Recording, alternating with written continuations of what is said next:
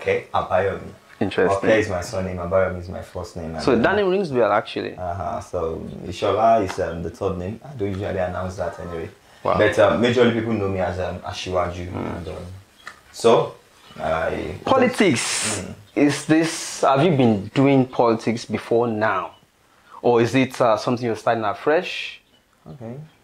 Not exactly. Aside from the fact that I did student politics, while in school I was a student union general secretary. I was also the president of my departmental association, that's business admin. Which school is that? My national diploma, Ocean State Polytechnic, 2006. Okay. I carried a while before I did my HND in a private polytechnic here in Ota. Okay. All over Central Polytechnic. I was the pioneer president of NABAMS. We formed the party. As National Association of Business Administration. Yes, we formed the association. Okay, cool. So, and I became the pioneer president. So, aside from that, I've been following politics, and I've been following a key player in it, which happens to be my dad anyway. So my dad has been contesting for a while now. He has never won an election because he doesn't play politics sexy. So but at least I've been able to learn one or two things from him. I've been able to deduce why he failed in the past, and then at the point he got a political appointment, but he resigned honorably when he wasn't getting what he wanted. So what did he want? All right, he got an appointment as a secretary to the local government, and he was introducing fantastic ideas that he feels could take the local government forward. Of course, he had a plan of becoming the chairman of the local government, so he already had a blueprint. So while getting to the office, he just felt, okay, well, since I'm not the chairman, let me work with the chairman and then let's see how we present the ideas. Present the ideas. It didn't work out. They made him chairman of the task force committee on the IGR. He noticed that there are so many loopholes. The civil servants were playing hanky-panky with receipts issued and all that. They just noticed all these discrepancies, and the man reported it like a submission as chairman of that committee. This is what I noticed. Can we please fix this so that we can begin to have more IGR and then we can develop our local government? And they said, yes, sir. They don't do it like that. You just have to and say, oh, if I should remain here and I finish this tenure with you, people will ask, why you were there? What change did you make? And you just said, because it's just one voice among the rest, he said, rather than continue. He was not going to be able to influence everybody since it was a lone voice in the wilderness. So he said he was going to resign. Wow. I fought that anyway. We are different in nature. Me, I would not. If it were you, yes, you would have remained. I would remain, and I would know how to lobby people and bring them to my side. So that means convincing people to my side. Yes. So that means fundamentally, by principle, you might want to differ a bit from how your dad practiced. Of course. Okay, fine. So going forward, 2019, a lot of people are beginning to, chorus it that there is no way you can win election in the entire Nigerian political space without having to influence or induce voters. Your dad didn't want to do that, and you want to win election. And you said you are going to, if it were you, at least you want to lobby people, rally people around. Yes. Have you gathered enough money? Okay. So you want to do this in 2019? As a matter of fact, I think the result of Ekiti election is beginning to scare young aspirants and young candidates out there. But even young people like us are the ones scaring us. That even though you don't have money, don't just come out.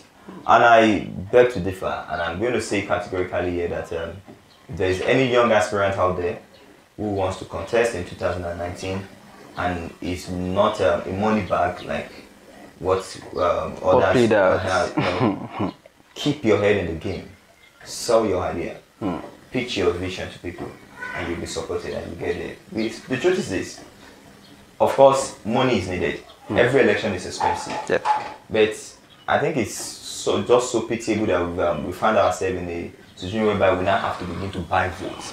What does that suggest? It simply means that we don't believe in our capacity as a leader again. And of course, for you to be a leader, you are required of 3 C's. I call them 3 C's: competency, character, and then capacity. Now, it's because these politicians of nowadays, they actually lack character. That's why you think you can use 3,000 naira to cover up for outstanding salaries that you did not pay your workers. For over 6 months. Yeah, for over 6 months. 3,000 naira should be a soft landing or a palliative for not paying pensioners. A debt forgiveness. You understand? Say, just take this 3,000 naira and come out and vote for me. It doesn't work that way. And I think, truly, the two major political parties in the Ekiti election, they played with money. But I think that people actually collected the money, but they knew what they wanted to do. Of course. Whatever they wanted to do was still within these two parties. Yes, yes. So they were still restricted. It was a game of the higher bidder. No, for me, I think some actually collected money and didn't vote for the party that gave them more, or even, you understand? Because I saw a video where the incumbent governor was saying, the other party people, they are giving you fuel. Please, I've opened another fuel station, like he mentioned 2 addresses, go there and be collecting fuel. I know a lot of people will go there because it's part of their allergies for like a dividend. They will go and bet, they know where. Because, of course, if you receive 3,000 as a civil servant, and truly, from your current employer, you should dance to his tune. In Ekiti, the majority of the vote are there, they are civil servants. So we should expect that the incumbent should, influence the vote and the win. But it shows that some people actually collected money from the incumbent and voted. Still did otherwise. Yes, that's what happened. Ogun State 2019, Asiwaju. Yes. What exactly do you want to go and do in the House of Representatives? All right. Thank you very much for this question. Most times when I tell people I'm going for Federal House of Rep and they look at my age, I'm like, how old are you? I'll be 33 this year. They say, why not start with State House of Assembly? Local government councillor. Something like that. Why Federal House of Rep? And I said, okay. You see, Deter is the cash cow of Ogun State. And I think in ranking, in terms of a local government that brings in internal revenue to even Nigeria, it's one of the top 30. Now, is such a local government or such a federal constituency should not lack significant federal presence. And in the past, we have not been so lucky to have vibrant and formidable representatives. In fact, because I said one of my policies, I don't even just want to cast all the existing legislation. I will just tell people what I can offer. So let me just go straight. I'm offering our people effective and qualitative representation. Now, initially I said better representation. In my media, it said people are not even enjoying good representation. So you can't say better now. You understand? Of course, until when somebody is enjoying good, you can say you want to offer better. So you are offering a break from the norm. Effective and qualitative representation. What does it mean? It entails that the people should even know who represents them. I've sampled that opinion. I've sampled people's opinion. Do you know who represents you at the State House of Assembly? Do you know who represents you at Federal or National Assembly? You don't know. There is no connection. We lack that. How can I rise on the floor of the House and say, hi, Honorable Abayomi, okay, representing the good people of Adodo Federal Constituency, hereby move a motion or do all that, and the so-called good people don't even know me. So what am I bringing on board? I'm bringing closeness to the people. I'm saying if truly it is democracy, if it truly is a representative kind of government, then my people should know me. I should be able to consult them. I should be able to open channel of communication whereby I will get feedback from them, talk to them, and then I'll be able to represent their interests. I will not just be saying what I know. I'll be saying what they feel they should get. So I'm going to provide that. Secondly, I'm going to galvanize federal government presence to Adodo local government. What does that mean? For a while, we have so many federal roads in Adodo and they are neglected. Do you think the representative would be able to do more in terms of, forcing the presence of the federal government? Okay, this is it. Every year, there is a budget that the country, work with. And the budget is not a function of one arm of government alone. Of course, the executive prepares it, gets sent to the legislature, and the legislature looks at it and says, okay, let's fix it here, let's do what and what. Now, there are federal agencies that are in charge of road maintenance, take for example, I know of FEMA. FEMA, Federal Road Maintenance Agency. A budget is presented to us. I don't really need to be a part of the committee that's the appropriation committee before I could also look into it and say, okay, let the voice of my people be represented in that budget. That's exactly what happened in this recent budget. When the budget got to the legislative house, some powerful legislators whose voice have become a force in the house ensured that they added some things that would favor their constituency in the project. That is what I would do. It's about my people, it's not about me. What has happened in the past is that people, some of our representatives, they have traded national interest for personal interest. That is, oh, I'm giving you an option, let me give you money or I do something for your community.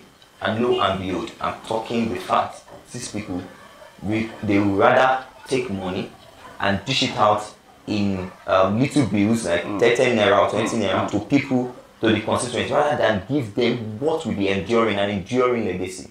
I'm saying I will never put personal interest over national interest, over my people's interest. So then we had a representative, we had governor, we had them from the same party, just like we had now.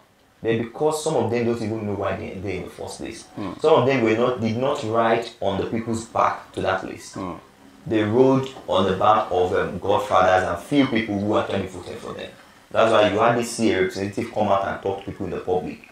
I'm saying it categorically that hi, about me, okay, Asiwaju. By the time I get there, there is nothing stopping people from knowing me. I will engage them from all angles. Use the media, use the radio. There's going to be a regular radio program where you get to meet your representative. Engage me, let us talk.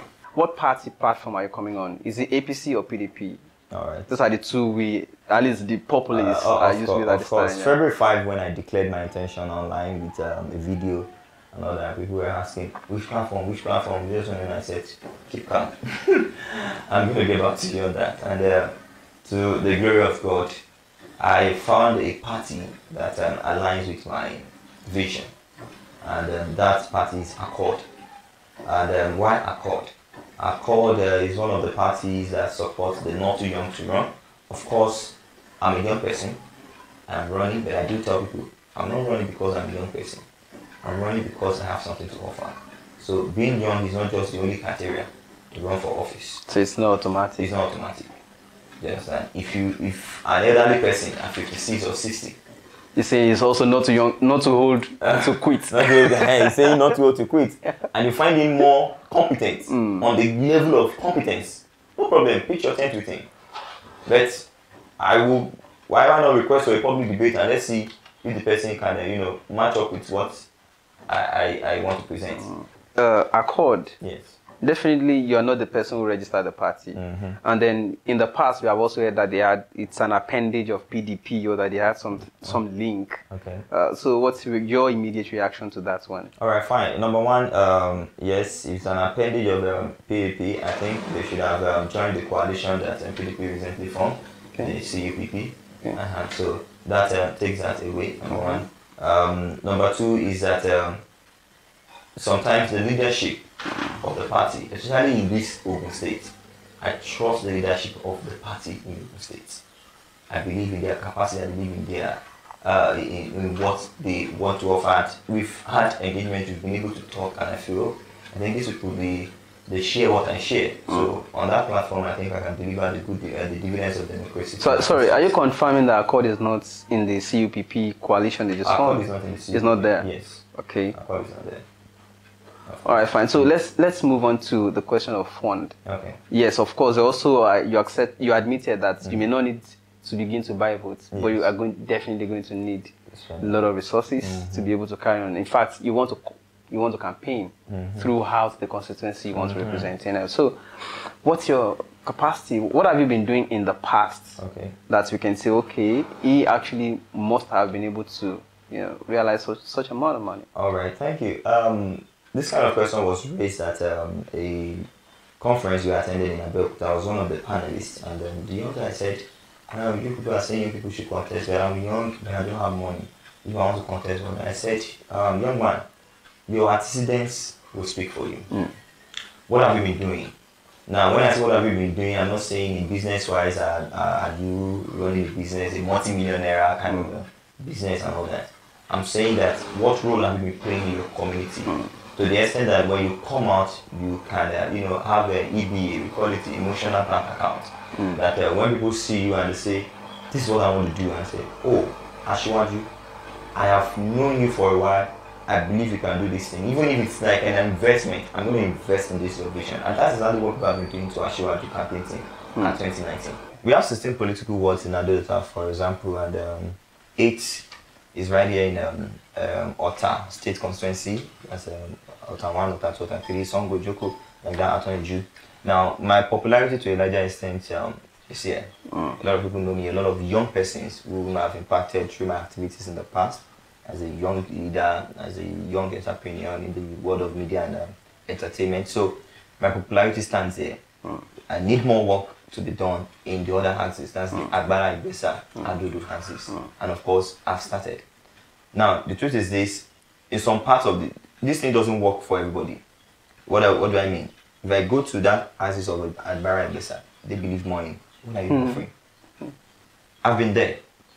I've spoken to people randomly, not even party people. Just went there, let's talk. And after talking, they were like, okay. As we are going, they did not even request for money. I was one that just felt, okay, if I come to see you guys, let's even say, Owobi. You understand what that means? You know what I mean? Okay, take as Owobi. So what I have, I'm going to spend. But I'm not going to compete with somebody who is a money bag or somebody who is currently, feasting on the national purse of the country. And I'm now saying, because I'm spending 1 billion, so I must beat. No. This is going to be a war of ideas. I'm going to change the narrative. That is why our listing is called A Break from the Norm. Let me bring this question down to you now, because it is a question that is confronting most of the young aspirants coming for 2019, and it's been asked, especially those that are coming out for presidency too. You want to go to for federal House of Representatives. How about you start with local? Can't you start small and grow big? Right. That is the question people are asking. Okay. And I said, okay, let me also bring it to you and ask, why that? Why not start from local government? Okay, fine. What people don't know is information. I'm going to tell you this. We have 16 political wards in Delta local government. To become the chairman of Delta local government, Delta federal constituency, to become the chairman of Delta local government, you need to win in the 16 wards, at least 2/3 of the wards with quite a number of votes. The same votes that is required to win the chairmanship election is the same vote that is required to win the federal House of Representatives. But just because you hear federal, federal, no, it's the same. Do you understand? Yes. And those that have even done it in the past, they lack experience, they lack even the courage and charisma that some of us carry now, and yet people still vote them. We are seeing enough of mediocrity, enough of all this form of Baba Sope.